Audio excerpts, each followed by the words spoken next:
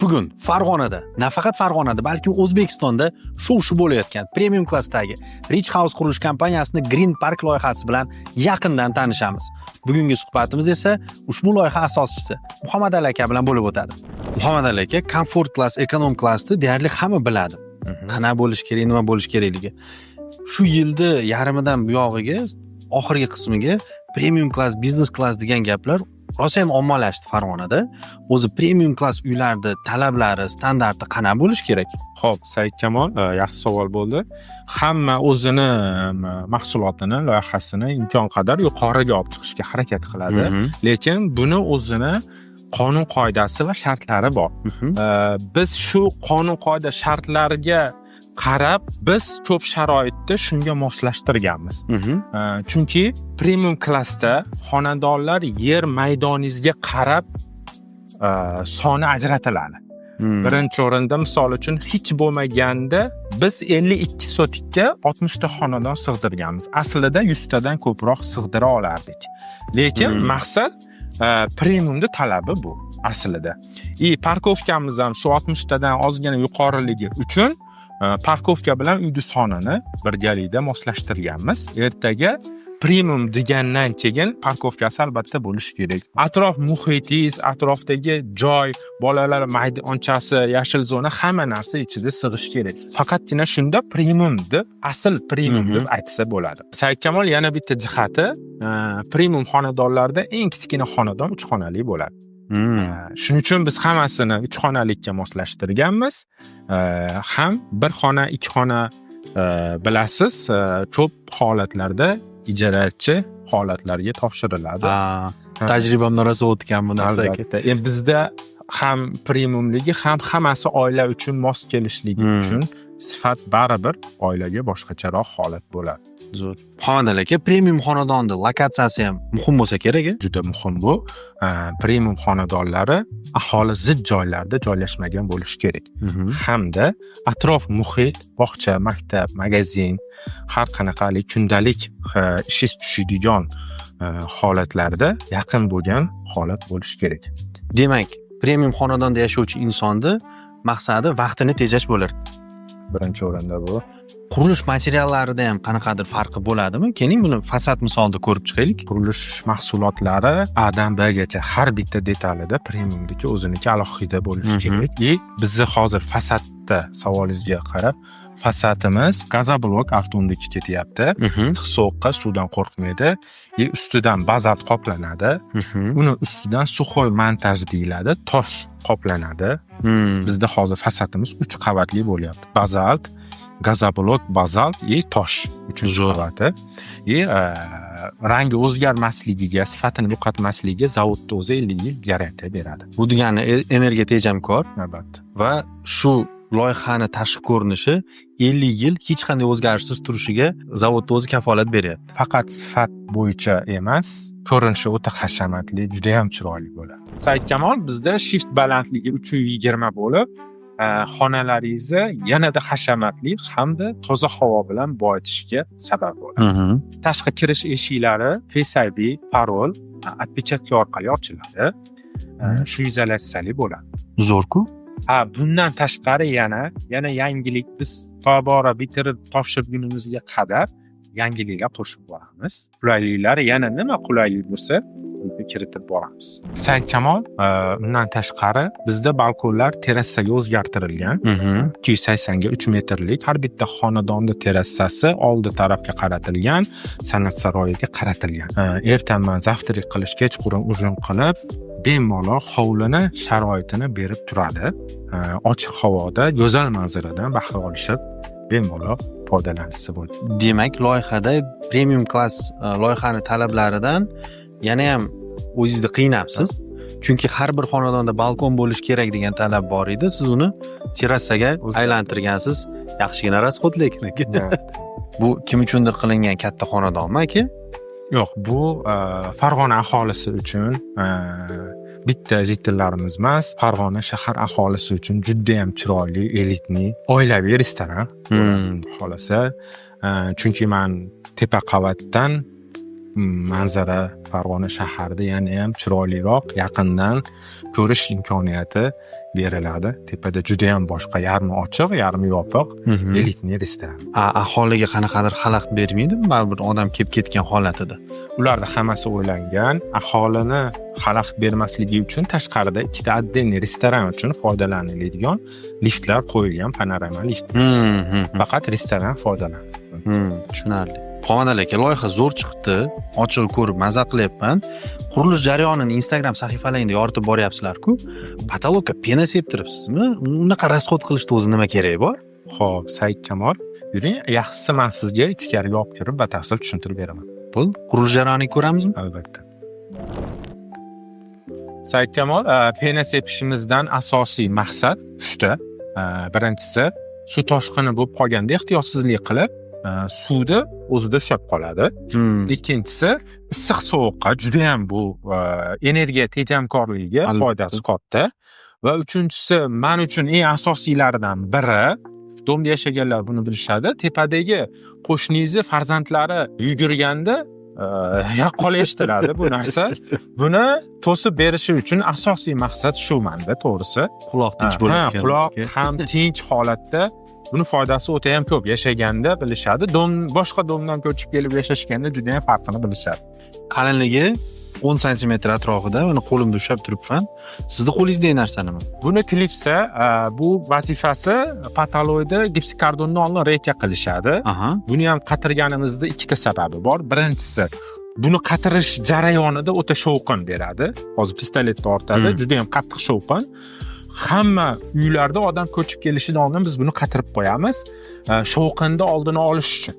Ertaga yashayotganda boshqa qo'shnisi kelib remont qilayotganda shovqin chiqarmasligi uchun. Ikkinchisi, bu pena sepganimiz uchun ham birinchi qatirishga majburmiz. Shu ikkita vazifa uchun biz buni qatirib ketdik. Ertaga ustalar kelib bemalol ekasini qatiradi. Menda ikkita taxmin paydo bo'lyapti. Birinchisi, bu siz yo o'ta yomon qo'shnilar bilan yashagansiz yoki nima desa bo'ladi, nasmotrенность deydi ruslarda, ko'zingiz bu narsalarni ko'rgan va bu narsani Farg'onaga olib kelmoqchi bo'lgansiz. Qaysi biri? Yo'q, yomon qo'shni bilan yashash shart emas, Said Kamol. Yangi novostroykaga ko'chib borganingizda albatta yomon bo'lsa bo'lmasa ustida ishlatishga majbur. Albatta. Buni yomon yaxshi deb bo'lmaydi. Ilojimiz yo'q. Bu narsa to'g'ri, shovqin chiqarishi ham aslida to'g'ri bo'ladi. Shuni oldini olish maqsadida yana qo'shimchasiga biz korobka holatda topshirsak ham uyda to'pli pollar qilib beriladi, radiator turbalar tashab beriladi. Bunga sabab ham asosiysi shovqinda oldini olish. Nimaga desangiz, ertaga biz tashka qilib topshiradigan bo'lsak, siz kelib remont qiladigan bo'lsangiz, radiator turba tashash uchun ustingiz perforatorda hamma joyida o'yib chiqadi. Bu yashayotgan odamni qaysi mahal bo'lsa ham bezovta qiladi. To'pli pol qilish jarayonida turbasini tashlaydi, loy ishini qiladi, podezlar rasvo bo'lishga olib keladi. Shu loy ishlari, og'ir ish, shovqin ishlarini hammasini o'zimizdan qilib topshirib beramiz. Demak, tushunishim bo'yicha to'g'ri fikr chiqdi hozir sizdan. Hamma ham bir vaqtda remontini qilib yashashga kirmaydi. Birinchi remontini yashab tugatgan inson eng qiynalgan inson deb o'ylayman. Bu yerda maksimal tarzda bu narsalar, nekomfortli holatlar oldini olingan. Albatta. Zo'r. Bu yerda hozir remont qilish uchun shpakilovka nari borsa drel ishlatishadi xolos. Zo'r. Beton haqida gapirib bersangiz. Betonimiz har bitta noldan boshlab, padushkadan boshlab 300 markaga berishganda biz 400 markaga o'zgartirdik. Sabab domda mustahkamligi ikkita narsa: beton, armatura. Men gazoblok, fasad, boshqa hamma narsa o'z yo'liga, ular chiroy uchun. Lekin domning mustahkamligi birinchi o'rinda beton bilan armatura. Bundan ekonom ham qilib bo'lmaydi. Buni haligi me'yor emas, eng oliysini qilish kerak. Eng birinchi rasxod qilinadigan joylar avvalo shu. Zo'r. Biz markasini betonda 400 markaga, armaturani 500 markali rossiyskiy armaturaga o'zgartirganmiz. Ham qo'shimchalari bilan. Bizda padushkada 20 ga 20 to'qishga loyihamizda ko'rsatilgan, 10 ga 10 qilib to'qiganmiz, mustahkamroq, yanada deyarli 2 barobar ko'proq xarajat. Albatta. Obunachilar yana ham yaxshiroq tushunish uchun qo'shimcha qilib ketaylik. Markani gapiryapmiz, qurilish xabaringiz bo'lgani uchun siz buni bilasiz. Oddiy odam tushunmasligi mumkin. A300 marka bilan A400 markada keyin armaturada ham A400 dan A500 ga o'zgartirdik dedingiz. Bu nima beradi? Misol ko'proq yuk ko'tara oladimi yoki uzoqroq xizmat beradimi? Qanaqadir zilzilaga bardoshli bo'ladimi? Shular bo'yicha bir ma'lum. Xo'p, betonga keladigan bo'lsak, 300 marka, 400 marka farqi, 400 marka qattiqroq, zichroq bo'ladi, qattiqroq, mustahkamroq bo'ladi. 400 marka betonimiz shu. Sement ko'p bo'ladi. Yumshoqligi, misol tesh mobayni, buzish mobaynida 400 markaga ancha qiynalib qolasiz. Endi armaturaga keladigan bo'lsak, 400 marka armatura temirda qayta ishlangani. 400 marka armatura. Temirda misol uchun mana uni metallonga topshirsangiz, buni eritib turib armatura qilishi 400 marka deyiladi. 500 marka armatura kondan, yangi chiqqan kondan ishlatiladigan yangi armatura. Egiluvchanligi, mustahkamligi o'z-o'zidan yaxshiroq. 400 markaga nisbatan ancha. Zo'r. Endi gazobloklarga to'xtalib o'tsak, bu Arton gazobloklarni ishlatyapman deysiz. O'z bilishim bo'yicha ham O'zbekistondagi birinchilardan avtoklavni gazobloklarni ishlab chiqarishda yo'lga qo'ygan kompaniya hisoblanadi. Buni nima afzalligi bor? Nimaga aynan Arton tanladingiz? Xo'p, Artonda tanlashimizga sabablari bor. Birinchi sababi yengilligi, ikkinchi sababi suvdan qo'rqmaydi. Uchinchi sababi g'isht urilganda suvoqni, rodman suvoqni mayak chiqarish oson. Razmeri bir xil. Razmeri bir xil. Bizdan olgan odam ham remont qilishga bir qator, ikki qator shpakilovka bilan uje ustasi chiqarib oladi. Unaqa 1 sm, yarim sm loyiydigan holat qolmaydi. Shu taraflama ham afzalligi bor. Eng asosiysi baribir yengilligi. Binoni qanchaki yengil bitirsangiz, mustahkamroq bo'ladi. Tushunarli. Yana biz bunga qo'shimcha qilib yangilik qilganmiz. Qo'shni bilan qo'shnining oralig'ini loyihada bir g'isht beriladi. Biz uni 2 g'isht qilib orasini ochib qo'yganmiz. Ko'rdim mana shuni videoda. U juda ham xuddi penadagi singari shovqinda. Qo'shni bilan qo'shnini shovqinini bir-biriga o'tkazmaydi. Bir g'ishtda har doim shovqin o'tgan, o'rtadagi bo'shliqda qolib ketadi. Shu sharoitlarda yana qo'shimcha qildik. Zo'r. Xo'jadan aka, nima kerak bor bunaqa 3 qavat oynani? Foydasi bormi buni? Hech qayerda ko'rmaganman lekin. Kamol, bu oyna bilsangiz tarkibi qum toshdan bo'ladi. Issiqda ham, sovuqda ham yolg'iz bo'lsa juda ham yaxshi o'tkazadi. Qaysi jihatlari ushlab qoladi desiz, oradagi mana bo'sh joyi issiq sovuqda ushlab qoladi. 3 qavat qilganimizdan so'ng 2 ta kabina paydo bo'lgan. Aslida 2 qavat bo'lsa, bitta kabina bo'ladi. Bitta kabinadan baribir issiq sovuq o'tadi. 2 ta kabina bo'lganligi uchun bu shovqinda ham, issiq sovuqda ham ushlab qolish xususiyati o'ta ham baland. Shuning uchun rasxod bo'lsa ham, boshqa bo'lsa ham 3 qavat oyna qilganmiz hamda termo eshik romlar qo'yilgan. Plasma bas termo hozirgi kundagi eng zamonaviy, eng oxirgi markadagi eshik romlar. Adashmasam 6 ta yoki 7 ta kamerali ekan. Albatta. Buni ham eng ko'pi 5 ta kameraligini ko'rgandim. Buni ham har xili bor, buni ham sifatlirog'ini, qalinrog'ini tanlaganmiz. Narx jihatidan oddiy romdan necha baravar, foizda gapirmayman, necha baravar qimmat bu bittasi? Xo'p, 3 baravardan sal oshadi. Eng kamida 3 baravar 1 kvadrat romimiz oddiy romlardan bu termolar eng kamida 3 baravar qimmatroq. Bu quruq gapda emas, biz romchilar tuzatsa ham tasdiqlashadi. Yana plus oddiy oynalar ham, eshiklar ham katta qilib qo'yilgan. Zo'r. Ham yana bitta yaxshi tomoni, hamma romlarimiz 2 qanati ochiladi. Bu ko'p joyda e'tibor qilsangiz bitta qanat ochiladi. To'g'ri. Bu bizga rasxod, lekin manzarani, tashqarini, havoni borlicha qabul qilishga imkoniyat bo'ladi.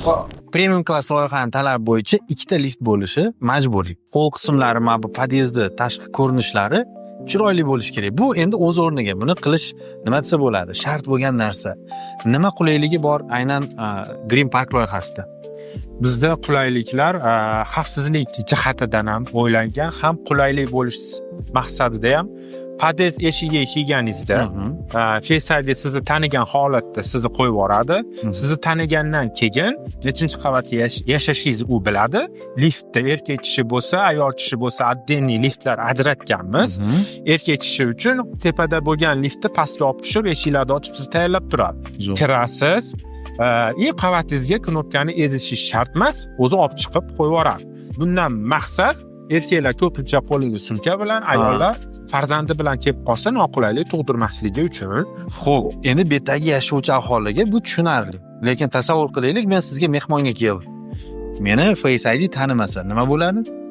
Xo'p, har bitta kelgan mehmon bilan muloqot qilishga uyda xonadonlari majbur. Tashqaridan sizni eshigingizni zvanogi bizda har bitta podezni tashqarisida bo'ladi.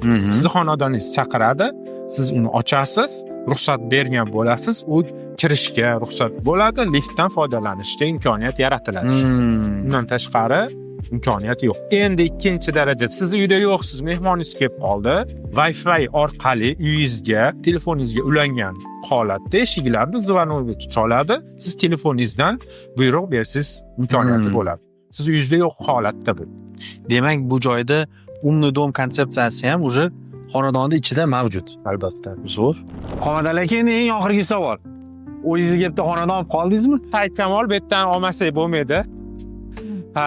Birinchidan lokatsiya bo'yicha ham, go'zal manzara bo'yicha ham, siz aytmoqchi, har bitta sharoit, atrof, muhit lokatsiyasi bo'yicha oldimizda korzinka, sport zal, dam olish parklari hammasi uje atrofimizda. Birinchi 7-qavatdan olgandim.